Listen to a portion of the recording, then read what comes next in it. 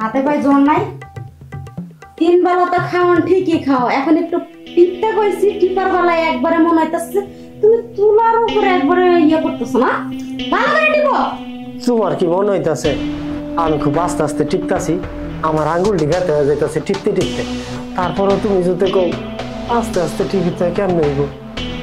শোনো, আমার সাথে চাপা খাটাইবা না, চাপা খাটাইলে না আজকে চাপা ভাঙালাম একবারে।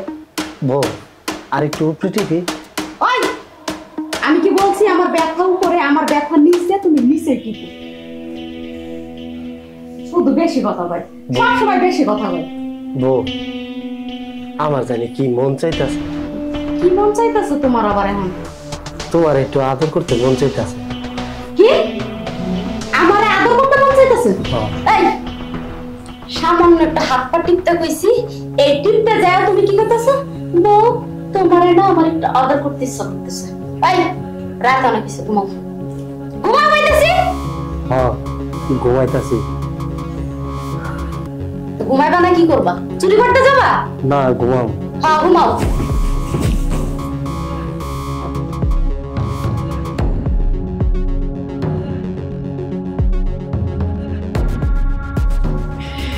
বউ একটু মন চাইতাছে।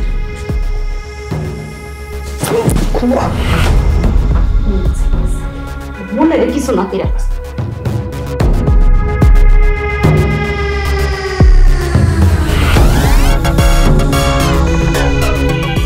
আজকে অফিসে না গেলে হয় না? আরে কি বলছো, অফিস তো যেতে হবে, আমার অফিসে অনেক ইম্পর্টেন্ট কাজ পড়ে আছে। না আজকে যেও না, আজকে আমার সাথে থাকো। আরে কি বলছো, অফিসে না গেলে কিভাবে হবে?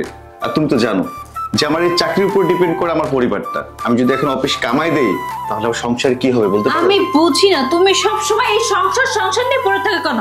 আমিও তো একটা মানুষ, আমারও তো কিছু চাওয়া পাওয়া থাকে। তুমি যেরকম সবসময় দিনের পর দিন প্রায় সময় রাত্রেবেলা বাড়িতে ফেরো না, খালি অফিসে থাকো, আমার কি কিছু মনে চায় না? আচ্ছা তুমি একটা জিনিস বোঝার চেষ্টা করো। হ্যাঁ তুমি আমার ঘরের বউ, আমি যদি কাজ না করি তাহলে সংসারটা চলবে কিভাবে বাবা? কাজ তো করবা, তাই বলে আমাকে একটু সময় দিবা না? দেখো তোমাকে এইভাবে সময় দেওয়ার মতো সময় আমার নেই। তোমার যদি অফিসে সবসময় করতে হয় তাহলে আমাকে কেন বিয়ে করে বাড়িতে রেখে দিয়েছো? আমার সবসময় একা একা থাকতে হয়, খুব বোরিং ফিল করি আমি। তাই বলে আমি অফিস বাদ দিয়ে এখন তোমার সঙ্গে ঘরে শুয়ে থাকবো? আমি তো তোমাকে বলি না আমার সাথে ঘরে শুয়ে থাকতে, 2-1 দিন আমাকে সময় দিলে কি হয়? আমার এখন 2-1 দিন সময় দেওয়া যাবে না, অফিসে অনেক কাজ পড়ে আছে, এখন যদি অফিসের কাজ না করি তাহলে আমার প্রবলেম হয়ে যাবে। হ্যাঁ হোক, আমি এত কিছু বুঝি না, আজকে তুমি অফিসে যেতে পারবে। দেখো বাইনা ধরবা না, আমাকে অফিসে যেতেই হবে। না বললাম তো, আমি তোমাকে বলেছি আমাকে অফিসে যেতে হবে, ইম্পর্টেন্ট কাজ আছে, তুমি বোঝার চেষ্টা করো প্লিজ। ঠিক আছে, তোমার কাছে যেহেতু তোমার অফিসে আগে এসেছে, তুমি থাকো, তুমি তোমার অফিস নিয়ে থাকো, আমাকে তোমার দেখতে হবে না, আমি আমার মতো করে থাকি।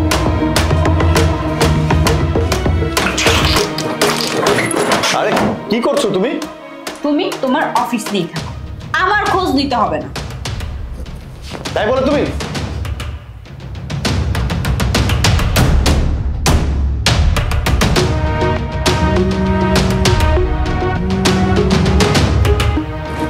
জি স্যার।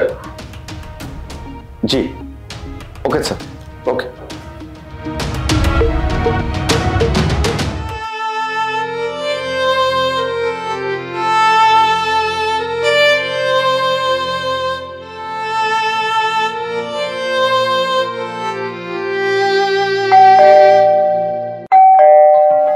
কি এলো এখন? আচ্ছা দেখো তো কে আসছে। চা কাপটা ধরো। আচ্ছা থাক, চা বানাও, চায়ের ভিতরে একটু চিনিও দাও না। এই চিনি কয় কেজি নিয়ে আসছে, আগে কি আসছে দেখে আসি আমি। দেখো গিয়ে।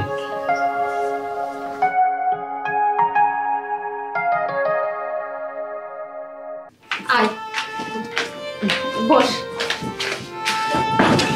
কি রে, কোনো কিছু বলো না কও না, হুট করে চলে আসলি, কোনো সমস্যা? না তেমন কোনো সমস্যা না, আসলে হয়েছে কি বান্ধবী, আমি না তোর এখানে 2 দিন থাকতেছি, যদি কিছু মনে না করিস। আরে কিসের মনে করবে, কোনো সমস্যা নাই। আর তুমি সমস্যায় পড়ছো, তুমি আমার বাসায় 2-1 দিন কেন 2-4 বছর থাকতে পারবে। ঠিক আছে দুলা ভাই, আপনাকে যে কি বলে আমি ধন্যবাদ দিব, আসলে একটু সমস্যার মধ্যে আছি তো আমি কিছুদিন থেকে আমি চলে যাব, আপনাদের কোনো ডিস্টার্ব হবে না। আরে কিসের চলে যাবা, তুমি আমার বোর বান্ধবী, মানে তুমি আমার শালিকা, কোনো সমস্যা নাই। তুমি আরো 4-5 বছর এইখানেই থাকবে। দুলা ভাই আপনি তো ভালো কেন, বান্ধবী তোর কপালটা আসলে অনেক ভালো, তুই কি সুন্দর একটা স্বামী পেয়েছিস, কত ভালো মনের মানুষ। হ্যাঁ ঠিকই বলেছিস, আমার কপালটা একবারে সোনায় বাঁধা, একবারে আমি সোনায় সোহাগা। আর বলিস না।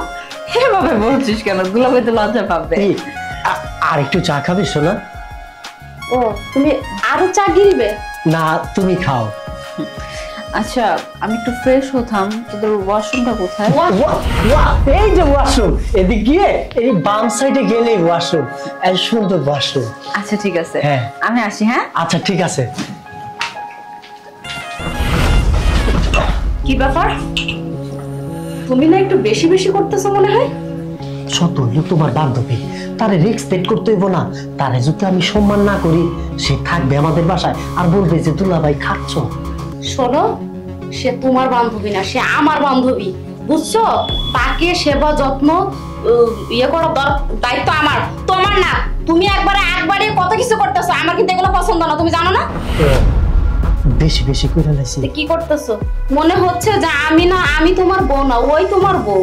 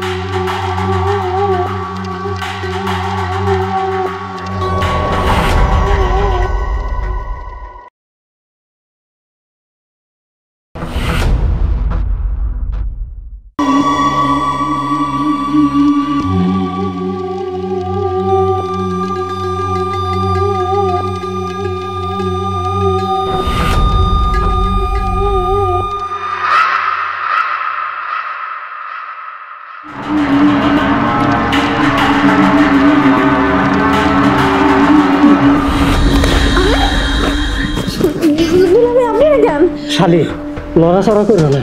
আরে চিল্লাইও না, চুপ থাকো, শুনবো।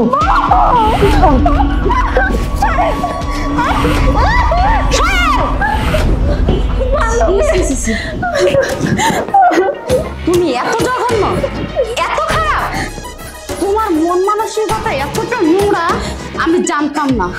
সে আমার বান্ধবী, আমার বোনের মতো। তার সমস্যার জন্য সে আমার বাড়িতে আশ্রয় নিছে কিছুদিনের জন্য। আর তুমি কি করছো? এই তুমি কি করছো? হ্যাঁ কই, আমি আসলে তোমার মনে কইরা। একদম চুপ। আমারে মনে করছো না? আমি বউ আর ও শালি, এটার পার্থক্য তুমি বোঝো না? বান্ধবী দেখ, তোদের মধ্যে তোরা কথা বল, কিন্তু আমি আমার স্বামীর সাথে রাগ করে তোদের বাসায় এসেছিলাম কয়টা দিন থাকার জন্য। ভাবছি রাগ কমলে আমি আমার বাড়িতে চলে যাব, কিন্তু তোর স্বামী যে এতটা নিকৃষ্ট সেটা আমার জানা ছিল না। আমি এক্ষুনি তোদের বাড়ি ছেড়ে চলে যাব। আরে পাগলামি করিস না, এত রাতে তুই কোথায় যাবি? যেখানেই যাই না কেন, তোর বাড়িতে আর থাকবো না, কারণ রাস্তার জঙ্গলি জানোয়ার তোর স্বামীর থেকে অনেক ভালো আছে। তোর স্বামীর মতো তারা ব্যবহার করবে না।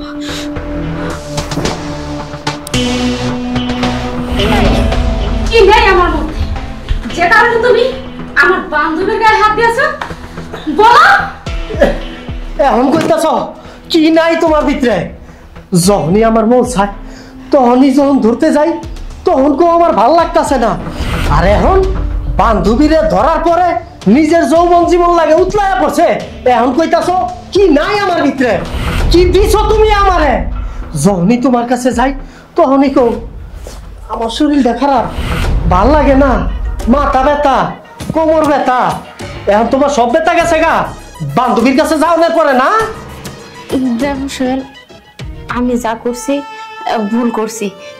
এরপর থেকে তুমি যখন যেভাবে আমাকে চাবে আমি সেভাবে তোমার কাছে আসবো। তারপরও তুমি প্লিজ এরকম কাজ আর কখনো করো না। এটা তোমার মনে থাকবো তো? হ্যাঁ, মনে থাকবো। আমি আর কোনোদিন কোনো মেয়ের দিকে বাজে নজর দিব না। আর আমি একটু কাম কর, চলো দুজনে একটু সোহাগ কইরা ঘুমাই।